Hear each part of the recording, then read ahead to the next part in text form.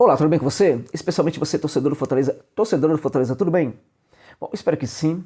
Neste vídeo, meus amigos, minhas amigas, vamos falar do confronto do Leão do PC contra a equipe do Galo pela semifinal da Copa do Brasil. Fortaleza que está fazendo 103 anos de idade, de vida, né? Parabéns ao Leão do PC. Gigantesco Leão do PC. Nesse vídeo, vamos falar, portanto, desse confronto. Vamos pensar as escalações possíveis que o Vojvoda deve levar para encarar o Vojvoda na ida da Copa do Brasil. Falar dos pontos fortes e fracos da equipe adversária, como é que o Fortaleza pode vencer a equipe do Galo, tudo isso nós vamos discutir neste vídeo. Antes disso, gostaria de lembrá-lo que este vídeo ele é patrocinado pela 1xBet, que é uma empresa mundial de bookmaker, com participação aí, com cooperação com Liverpool, Barcelona e muitas outras equipes no futebol mundial. Tira como muito confiável em virtude de devolver os lucros para o seu ganhador de maneira muito rápida e sem muita complicação, né, gente? Sem muita, enfim, burocracia, é muito rápido mesmo, enfim. E que tem nas suas páginas os principais jogos do futebol mundial. No dia de hoje, por exemplo, nós vamos ter um grande jogo aqui no Campeonato Brasileiro, que é o São Paulo sendo anfitrião para o Corinthians no Morumbi. Você terá esse jogo lá na página da 1xBet. Pela Série B, um jogo importantíssimo para o Vasco também, que é o Vila Nova sendo anfitrião em Goiânia para a equipe do CRB. Você vai encontrar tudo isso na página ali da 1xBet. Se você não é cadastrado, use o link que está na descrição desse vídeo, tá, gente? Até para dar uma força aqui para o nosso trabalho. E quando fizer o seu primeiro depósito, use o link 1xJosa, que está também na descrição desse vídeo, para que você tenha, para que dobre o valor do seu depósito, tá bom, gente? Vamos falar, portanto, deste confronto. Vamos falar das chances do Fortaleza. De cara, quem é favorito, Josa? Para de enrolar, Josa. Quem é favorito para vencer este confronto aí? Eu vou enrolar. Me desculpa, mas eu vou enrolar. Eu vou falar no final, mas eu acho que por aquilo que eu vou falar ao longo desse vídeo, você vai entender. Você vai conseguir chegar junto comigo à conclusão de quem é o favorito para conquistar essa vaga, a final da Copa do Brasil. Já pensou, gente? Já pensou, meus amigos, minhas amigas, Fortaleza, chegando na final da Copa do Brasil? O mundo ia ter que engolir. E já tá difícil. Imagina você, o Fortaleza, chegando na final da Copa do Brasil. É possível? Vamos com calma, meus amigos. Vamos com calma aí, meus queridos, minhas queridas. Vamos com calma. Seguinte, vamos lá. Primeiro, vamos pautar as escalações e aí, diante disso, comentar um pouco esse Galo. É muito provável que, até em função da ausência do Benevenuto, que não poderá jogar, grande desfalque aí da equipe do Leão, a gente possa ter a primeira linha ali com três jogadores, com Tinga, Tite e o Jussa, né? Configurando uma linha de 3. À frente o Pikachu, Ederson, Felipe, Matheus Vargas e o Lucas Crispim, né? Uma linha de 5. E à frente o David e o Ângelo barra Romarinho. Romarinho pedindo passagem, mas temos que entender que também é a cabeça do Vojvoda, temos que olhar também para a cabeça do Vojvoda, e até em função disso é muito provável que ele coloque o Ângelos. Uma pena, porque o Romarinho tá pedindo passagem, tá jogando mais, e infelizmente o Ângelos não tá conseguindo jogar nessa equipe do Fortaleza. Não tá conseguindo jogar, infelizmente. Até que tem algumas contribuições táticas ali em alguns momentos, mas curiosamente para mim é no tático que ele não tá bem. Até pior, está pior no tático do que ali na questão técnica mesmo, nas finalizações e assim por diante. Esse esquema se configura como um 3-5-2, que pode se transformar no 3-4-3, por exemplo, a depender da forma como os jogadores vão se comportar dentro de campo. Se a gente pensar, por exemplo, na verdade um 3-4-1-2, na verdade, se a gente pensar o que foi aquele confronto anterior em que o Matheus Vargas se comportou um pouco como um meia, um típico 10. Ele não foi aquele jogador que, num momento complicado, ele se retrai dentro de campo e vira quase que um volante.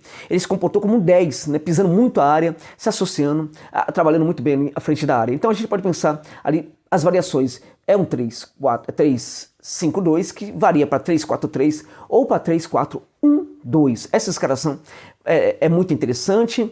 Para mim seria a escalação ideal, mas há outras que podem ser interessantes também. Vamos ver aqui. Vamos pensar aquela escalação contra o Flamengo, né?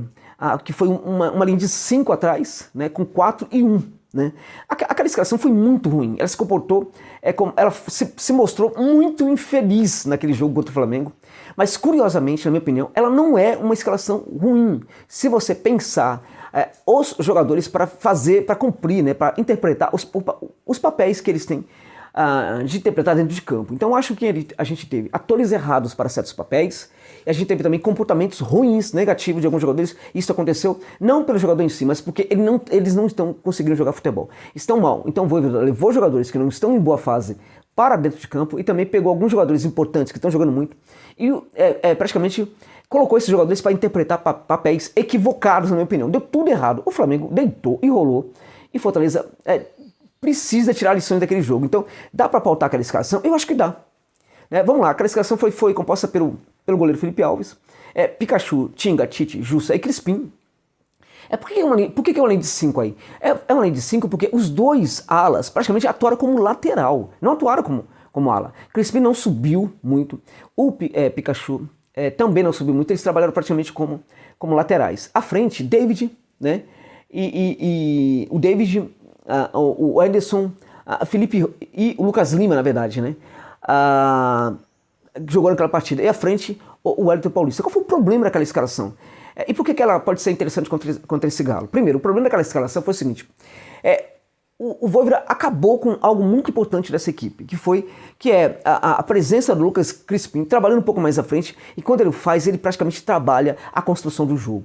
Ele coloca o Crispim como lateral, porque na cabeça dele, o Lucas Lima faria aquele trabalho que o Crispim faz, de construir jogo, só que o Lucas Lima não consegue construir jogo. Aliás, não consegue construir absolutamente nada, já há um bom tempo, desde quando sai do Santos, até um pouco antes, quando ainda estava no Santos, ele já não consegue construir nada, não consegue ser um jogador competitivo, não consegue ser um jogador importante para a sua equipe.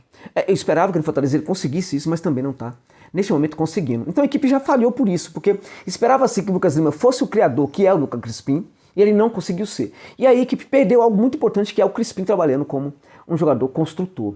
Aí do outro lado, a gente teve o Pikachu como lateral. Qual é o problema aí? O problema aí é que, primeiro, o Pikachu, no Vasco, ele estava até pensando em se aposentar, porque ele não aguentava mais jogar na lateral. Ele não vinha bem de lateral.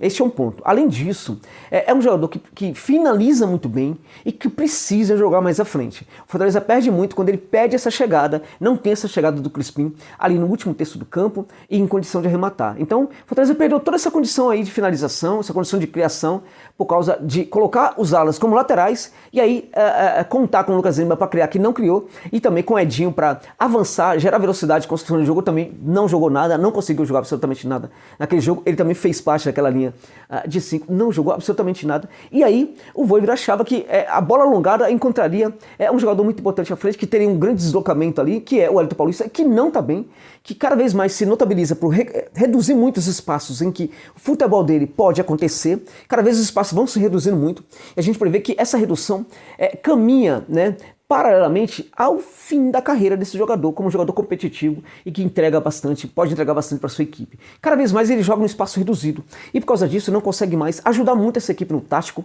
quando a equipe precisa muito dele. Então também falhou nisso aquela escalação. O WP9 como centroavante, como único homem ali de movimentação no ataque, ele não tem essa movimentação toda. Como o Lucas Lima trabalhando a construção do jogo no meio de campo, o Lucas Lima não constrói absolutamente nada. Como o Crispim trabalhando ali como lateral, ele é sobretudo um ala barra meio campista. Como o Pikachu trabalhando ali também como lateral, ele é sobretudo um meia, ala barra meia barra extremo pelo setor direito. Então tudo isso deu errado.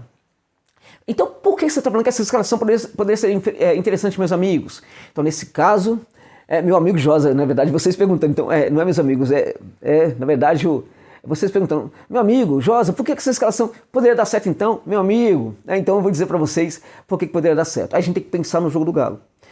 É interessante a gente olhar para esse jogo do Galo e a gente vai entender o seguinte: é um elenco espetacular, fantástico, fenomenal na minha opinião, um dos melhores da América Latina, sem dúvida alguma, e que tem um paradoxo nesse elenco aí, que é o seguinte: é um time que tem muita posse de bola. Só que essa posse de bola ela não funciona, por exemplo, como ideia. Ela funciona como algo, né, que é projetada dentro de campo pela qualidade dos jogadores, mas não como ideia. Não há um treinamento para que essa equipe trabalhe a posse de bola. Não há uma ideia de posse de bola nessa equipe do Galo. Esse é um problema que, aliás, é um problema sério, que esses dirigentes incompetentes, né, Rodrigo Caetano, tudo bem com você, meu amigo? A gente se conhece, né? Você sabe o que eu tô falando, né? Enfim, Rodrigo Caetano e outros aí também, né, gente? Que é o seguinte, gente. Quando você busca, quando você forma um elenco, quando você constrói um elenco, quando você vai buscar alguns jogadores, você tem que pensar muito na característica desse jogador. Porque você acaba montando um elenco com uma verve aí ofensiva, defensiva, híbrido e assim por diante. Só que você busca o técnico que não é ideal. Ou então você tem um técnico que busca também jogador. Ou seja, tudo errado. Então você tem um técnico que não gosta da posse de bola. Não gosta desse tipo de jogo. Não treina a sua equipe para jogar desse jeito. O treinamento é outro. Né? E é também um técnico que nos momentos complicados, ele sequer acredita no modelo que ele treina a sua equipe. Como por exemplo quando ele coloca Hever para jogar de centroavante. No momento de desespero, o momento de desespero é justamente o momento em que um técnico tem de confiar naquilo que ele treina. E aquilo que ele treina tem que estar muito forte na cabeça dele, nas ideias dele. Por quê? Porque aquilo tem que representar as ideias, aquilo que ele pensa de futebol. O Cuca não é um técnico que gosta da posse de bola. Então o elenco, que é um elenco que tem essa verve, trabalhar muita bola, que tem muita qualidade, é um elenco que não recebe esse treinamento. Então o que ocorre? Ocorre que quando a equipe se fecha muito diante do Atlético Mineiro, ela pode tirar vantagem desse Atlético Mineiro. Porque a equipe não sabe fazer aquela trama de passe ali no entorno da área. Seria muito perigoso o Fortaleza ficar o tempo inteiro fazendo esse jogo.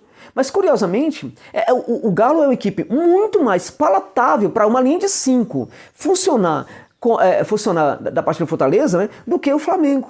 O Flamengo é uma equipe que, se o Fortaleza ficasse muito atrás mesmo, pela forma como o Flamengo joga, conseguiria espaços e faria gol. Em algum momento o Fortaleza, se desse algum espaçozinho, o Flamengo saberia aproveitar. O Galo não é assim, é uma equipe diferente.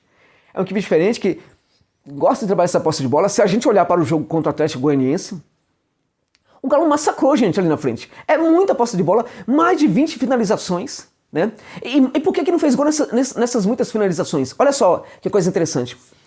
Foram 23 finalizações do Galo, apenas 3 pro gol.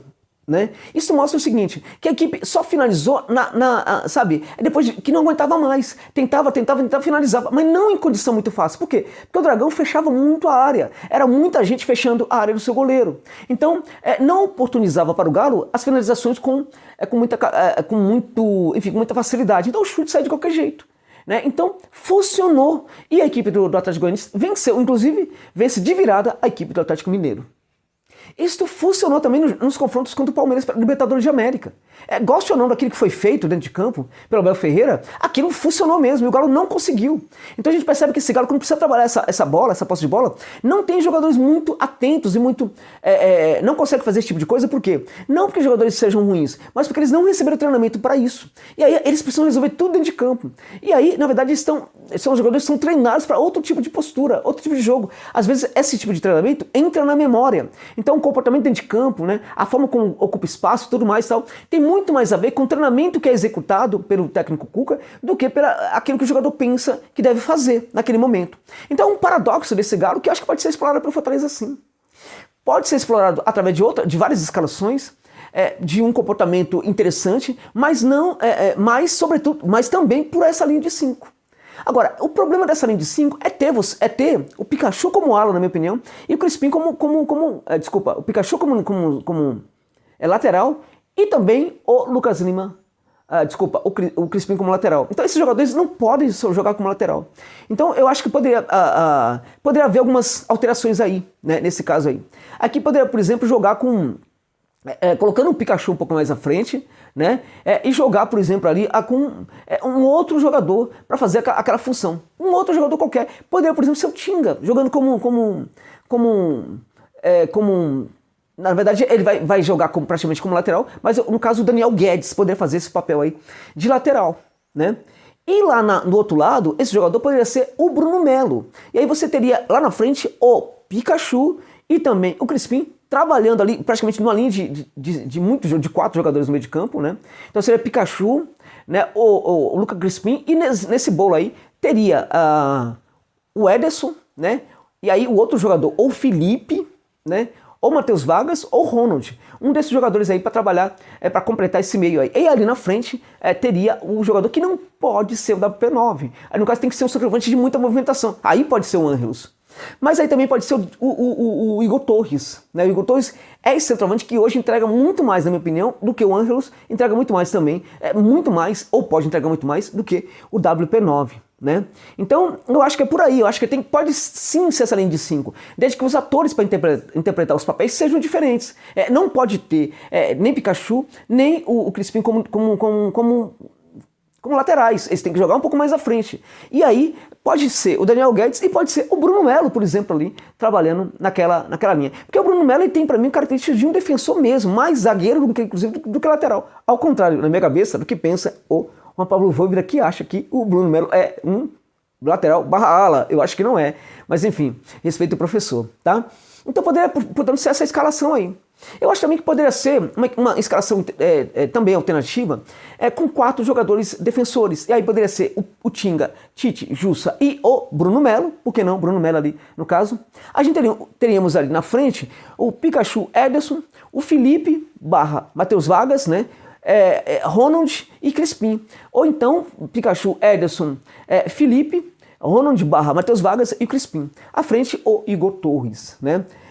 E aí a gente teria, portanto, Pikachu, Ederson, Felipe, Matheus, é isso, exatamente. Teremos ali na frente o Ângelos ou o Igor Torres. Então seria também uma forma interessante de jogar. Ou poderia ser na frente, inclusive, o próprio David, né? Então seria Pikachu, Ederson, Felipe, barra Matheus Vargas, Ronald, barra Matheus Vargas e o Crispim. E à frente poderia perfeitamente ser o David, por que não? O DVD ali na frente. Então acho que também poderia ser uma escalação interessante, alternativa e que poderia também funcionar. Agora, independente disso, acho que o comportamento do Fortaleza tem que ser um comportamento realmente, nesse caso, defensivo sim. Não dá espaço para o Galo e é legal sim, pelo menos na ida, tentar fechar um pouco a casa sim. Agora, é importante demais, meus amigos, é muito importante que quando a equipe joga de forma defensiva, né, que ela mande a mensagem para o adversário que aquilo é um comportamento tático, não é receio, não é medo do adversário. E foi justamente isso que aconteceu com o Flamengo. A mensagem que foi passada era a mensagem de que o Fortaleza estava com medo do Flamengo. Jogar assim contra equipes como o Flamengo, como também o Atlético Mineiro, é complicado, meu amigo. Não vai, por exemplo, conseguir nada. Então eu acho que tem que ter um comportamento defensivo sim, muito forte, né? E acho sinceramente que o Fortaleza tem condição de vencer sim. O confronto para mim está aberto. Para mim não tem um que é levemente favorito em relação ao outro. É um confronto aberto em que cada um tem 50% de chance de vencer. Nesse caso, o Fortaleza tem chance de passar. Tem sim. Tem chance de passar pelo Galo sim, meus amigos. Porque quando o Fortaleza leva o seu modelo de jogo, as suas ideias de jogo para dentro de campo, e isso funciona de uma maneira brilhante, o Fortaleza consegue vencer qualquer adversário no futebol brasileiro. Como venceu o Galo no primeiro turno do Brasileirão, como venceu o Palmeiras no Allianz, como venceu o São Paulo na volta pela Copa do Brasil no Castelão. Então acho que é possível sim, acho que cada um tem 50% de chance de vencer esse confronto e passar a final da Copa do Brasil. O Galo tem 50% de chance de vencer e passar, o Fortaleza também. É isso, meus amigos, obrigado pela gente ficar comigo neste vídeo. Até o final.